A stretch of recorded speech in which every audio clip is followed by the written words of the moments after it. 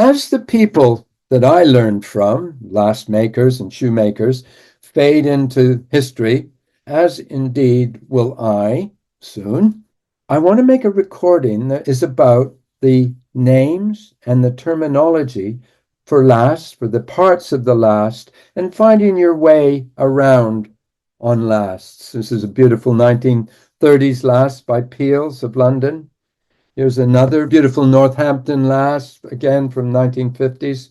And as people find new technologies like computer scanning of the feet, computer milling of lasts, copying, digital copying of last libraries, printing lasts, and indeed designing footwear and lasts on screen, I've seen people on social media struggling to describe parts of the last in terminology without having a language. And so I thought I'd make this short educational video that's based very closely to a document that's been around for the last 40 years. So I've just updated it and refined the drawings. I haven't changed anything. And so that you can use the language, the names, the terminology that were developed by people who worked all their lives with lasts, making lasts, developing lasts, fine-tuning lasts, and indeed were in agreement with people who made shoes all their lives, both bespoke and in the manufacturing industry. So this is about a PDF that's based on a document that's been around for the last 40 or 50 years that names every part of the last coming out of what's been developed in the last 140 years in UK English and North American English. Thank you. So let's have a look. So this is the anatomy of a shoe last. And this drawing I did myself, but it is a direct copy of a drawing that's been knocking around the industry for a long time. So these aren't my definitions and words. These are words that come from the industry. It's a drawing through the longitudinal section of the last. It's not a drawing of the medial or lateral side. We've got two of these because if I put all the names on one drawing, it would be too messy. So what I've done is I've done two drawings, and on this drawing are all the names of the edge of the profile. The front, the back, the names of the edge. On the second drawing are essential elements of the last, particularly parts that you need to understand as a shoemaker as well as a last maker, such as the back seam height at the back, or the crank, or where the vamp point is. There are also specific elements of the last, such as the V-cut of the hinge joint and the thimble. And there is also, on both diagrams, a differentiation, a distinction between the heel height and the heel elevation. Going back to the first diagram, we've got BB. That's a section, just like an architect or a draftsman would do, a technical drawing guy would do. That is a section through the last that we'll see on another drawing. So just remember, BB is through the back, right through the seat. And then we got AA, where we've cut through the four parts. So those relate, AA and BB relate to drawings that we'll see later. In a joined up last, say with a scoop, you don't have a front cone and a back cone, you just have a cone. And we'll see when we look at a 3D last why it's called a cone. Because when you look from front or you look from the back, it's cone shaped. So the cone is, see where I'm doing this line, it's from there up and it's cone shaped. Okay, now, this is the toe profile, and we'll see something later called the recede. And I'll explain later why the toe profile and the recede are different. But for now, the profile is the shape seen from the side. And this is the front cone profile. So that's the front of the cone. So again, seen from the side, you've got the front cone profile, that shape. You've got the toe profile, and in there is the vamp profile. The feather line runs around the whole edge, and it's the crisp line that creates a nice clean edge on the insole and hence the shoe. In a way, the foot doesn't have a nice clean edge. Up here there's toes, and around here it's all rounded and the heel is rounded. But the feather on the last creates this nice flat surface. Okay? The breast line is where the heel bone meets the navicular, meets the cuboid. In other words, this is where the crank of the last is. So the breast line is where the heel bone ends. So this is the same shape no matter how high the heel. Okay? And the breast line is the front of the heel that's going to be applied. The heel seat is, first of all, the middle of where you put the wooden heel of the shoe. And it's also this curve. You see how the feather line is straight, which creates a straight line on the shoe. But on better lasts, the non-manufactured ones, they're just flat. And that's for ease of manufacture. But a bespoke last will have a slight rounded seat. You see that round? See how the feather line is straight, but looking through the middle, the seat is curved. Now, the heel feather line plane is that angle. And the angle between the heel feather line and the horizontal is the wedge angle. Okay, so if you're putting a wedge heel, that would be the wedge angle. And the base plane is parallel to this line. The base plane, it's the ground. In other words, you've got a bit of toe spring there and you've got your heel height in here. And then you've got the heel curve. What we're just naming now are the different parts of the edge shape of the shape seen from the side. You've got your front cone and your back cone. The top plane, so on a hinged last like this is the back cone top plane. But if it's continuous, it's just the top plane. So the top plane is the top surface of the last. And, the hole in the thimble we talked about is in the top plane. The front cone profile. The vamp profile isn't named, but it's there. And then the toe profile. And then the range is the flat extension of the forepart, because obviously a foot has got toes. So the range is the flat surface that the toes rest on. You've got a back part to the last and a forepart. And so the forepart is from the joint forwards and the back part is from the joint backwards. Okay, here's just the definitions of all the elements I've talked about in this lecture in alphabetical order. So this is the other drawing. Remember section BB. Here's section BB. There it is above. So see where the arrows. So we're cutting the last down there and we're looking at it there. Okay?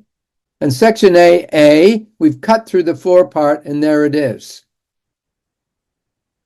And down at the bottom, I've got a skeleton inside the flesh of the foot. I'm showing muscles are linked. So that this is the flesh of the foot, whether it's gristle or muscle or ligaments and tendons. That's the shape of the foot. And I put it in the last. And then I put the last in the shoe. So this is the anatomy and physiology that you've already looked at inside a last. Let's have a look at the back cone.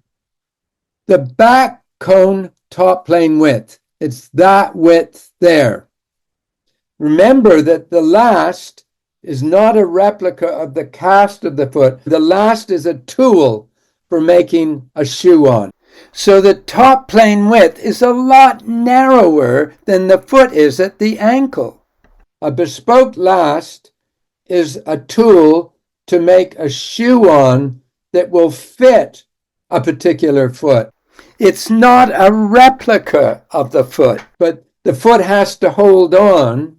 And if you make a cast of the foot and just make a shoe on it, even if you add a toe shape and establish a feather line, the shoe has to hold on to the foot. It has to squeeze the foot sufficiently on the back part to hold the shoe on. Otherwise, it'll slip. The shoe holds on because it squeezes some parts and gives room for others. The back cone is much narrower than the foot, and the back cone top plane is narrower, and the width is from that point to that point. The heel feather line, you remember that was down here. We named it in the previous page. That's the heel feather line. Remember the wedge angle? That's the heel feather line. That runs from feather to feather. On a manufactured last, a lot of them are flat. And the reason they're flat is so you don't have to block the insole. But a bespoke last has a round seat. So there's the feather line plane seen at B, seen down there. And then there's the heel seat underneath. Now, the heel seat width is from feather line to feather line. Go bigger still. See, it goes from feather line to feather line, whereas the back part width goes from there to there. So on the last, it gets wider and it comes narrower again. So there's a distinction between the back part width and the seat width. Okay, so that's section BB. Over here is section AA. Now, what is a heel seat roundness on the heel becomes a crown. It's slightly flatter. So the feather line, and that the crown is a slight roundness. The side of the last is called the wall. And if there's a distinct corner to the shape, it's called a ridge. Now, not all lasts will have a ridge. And really, some lasts, you wouldn't almost call it a wall, but there's always a sort of wall. But a lot of lasts will be round. What I want you to remember is the crown is the bottom shape of the range. The range is here in that thing, and the crown is seen in section. The wall is the side bit, and the ridge is a corner. So anything that has an apron or a moccasin or a lake, stitched on lake, will benefit from having a ridge. And you can also have at a square toe, instead of here, the profile shape can have a ridge and a wall too. So that's the sections. Now we've got a different set of labels. You can see how if I put them all on one drawing, it'd be really confusing. So remember what we saw before. Now we have a back seam height, which is the height of the shoe, and we have the back cone height, which is the back of the last. The last back cone height is usually about 8 mil. It varies according to the size of the last. A size 2 last, the back cone height may only be 6 mil higher than the back seam height. And with a size 13 last, it might be 14 or 15 millimeters more higher than the back seam height. And remember, some lasts have a back seam tack, which is in there so that you don't, so the shoemaker, when they're putting the last on, there's a little tack in there to show them where to put the top of the shoe. The thimble goes through the middle of the back top cone plane. and it has a steel on it to protect it. The thimble, of course, is very important, particularly for a hinge last, because you need to have the thimble to put on the jack to break the last to be able to slip it from the shoe. A lot of shoemakers prefer to make shoes upside down on a jack, and of course all bench-made footwear and manufactured footwear relies heavily on there being a thimble in the top of the last. Lasting jacks are quite easy to make or to buy. This one I saw online for about 50 quid. And then there's just the simple idea of storing your shoe when it's on the last so that it won't be damaged by putting it on a peg. And of course, a lot of people store their lasts on racks and racks of pegs. And so the lasts are held upside down on the pegs, and so you can select them quite easily. These are the last storage racks at De Montfort University, and the students can just look and quite quickly choose one to fit the design that they're thinking of. This is the V cut of the hinge. The hinge is in here. And of course, Bespoke lasts, if they have scoops or coupe brevet, don't have a V cut. This is the instep on the last. Do you remember we called it the front cone profile, which is the shape? But the top of the instep is a point. It's the point where the facings or the tongue must not go above unless they're very, very soft. Otherwise, you will hurt the wearer. So just like there's a space above the back seam height that takes it up to the back cone height, there's a space above the top of the instep that takes it to the top of the front cone profile. So the back seam height, the top of the instep, the spring point, and the vamp point are all very, very important parts of the last when you're making patterns. They will mean more to the pattern maker than even to the last maker. A vamp point and the spring point are not the same. The wider the last, the lower the vamp point. The vamp point represents the pass line of the shoe. So if you have a really wide foot with a bunion, you have to have a lower vamp point than if you've got a really narrow foot with no bunions. You can have the vamp point right up where the spring point is. Now, you've got the spring point and opposite the last joint break. That line passes through the 1 mpj.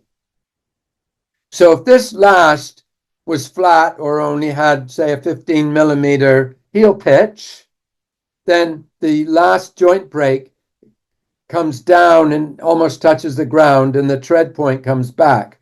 The higher the heel, higher up this goes, the higher the last joint break gets off the ground, and the further forward the tread point moves. So these are relative to the heel pitch. Now the heel elevation is the height. Wearing the shoe makes you taller. So the heel pitch is measured through the leg. If you had a 6 millimeter sole, then the heel height is going to be 6 millimeter more than the heel pitch. In other words, the pitch is how high the heel of the shoe or boot feels to the wearer. On this high platform shoe, for instance, the visible heel height is 80 millimeters, but the pitch is only 30 millimeters. So the pitch belongs to the last. The heel elevation of the shoe is the degree that the heel makes you taller. And this is really, really important for leg length difference footwear. The heel height is measured at the back. If you went up on a 6-inch heel, the heel height at the back, because of the wedge angle, it's a 6-inch heel, doesn't make you 6 inches taller, the 150 mil. People still talk about a 6-inch heel, even though they speak metric. So wearing a 6-inch heel only makes you about 4.5 inches taller. In other words, 150 there only adds about 115 here. So the last joint break point and the spring point, they relate to the outside joint spot on the outside or lateral side of the last, and the inside joint spot on the inside, that is the medial side of the last. The last joint break doesn't go straight across, it goes at an angle, and the spring point is in the middle. On the longitudinal center line running down the center of the instep and out through the center of the vamp, they relate to the joint on the foot. The tread point is where it touches the ground, so the tread point is directly underneath the MPJs, and so 1 MPJ to 5 MPJ, therefore it's sort of a crescent shape, the tread. The spring is the amount that the tip of the toe is off of the base plane. The heel pitch of the last is from the base plane to the breast line. The heel height is from the base plane to the feather line at the back. They're different. They're very different on a high heel. On a low heel, the heel height and the heel pitch or heel elevation are the same. Nothing is easy with footwear. So again, you have the forepart, the back part, and you see on a high-heeled last, the back part is almost as short as the forepart when projected onto the base plane. And the toe recede looks like a toe profile, but it's not. And I need a 3D last to explain what a recede is. What you see there is the toe profile. Okay, see, that's a profile. What you see there is the toe shape. It's an outline. See that? That's the outline shape, the profile. Now, the recede is this. So, as a last maker, see that? See how it's the 3D shape. There's the toe shape, the outline. There's the profile, but the recede is this 3D shape as it goes over. See, you need it in 3D to see the shape and the shininess and they're showing you the recede. And so when I'm looking as a last maker and I'm looking at that toe shape, looking here, see how as I go steeper and steeper, it recedes in a different way. See the recede? It's the way it goes around the ridge and down the wall. It's the way it goes down the ridge and down the wall. It's the way it goes over the toe. See it change? See the recede changes shape? Becomes the outline, turns sideways, becomes the profile, but the profile and the outline are the extremes. The recede is the whole 3D shape. So there's the profile, the thickest part of the profile, but the recede is the way that it recedes from that high point. It recedes down to the outline, the way it recedes down to the outline, the way it recedes down to the outline at the toe. Get that distinction? So that's really, really important, because when people talk about a nice toe shape, they actually mean a nice recede. Okay, so the back part width is up here, the back part width. It's from there to there.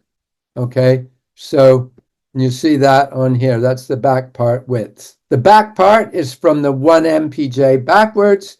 The forepart is from the 1 MPJ forwards on last. And the 5 MPJ is the last break point on the outside, the lateral side. And the 1 MPJ is the last joint break on the medial side. So you see how the joint break is in a curve. See how that curves? And then the tread is because of the way the foot changes shape when we go up into a high heel. The tread is where the weight comes down. And that's describing everything. And so when you go through the when you go through the index names, I've already described everything that's in the index. So you go through the index and it gives you the definition, but I've described everything that's in the index are on these two drawings.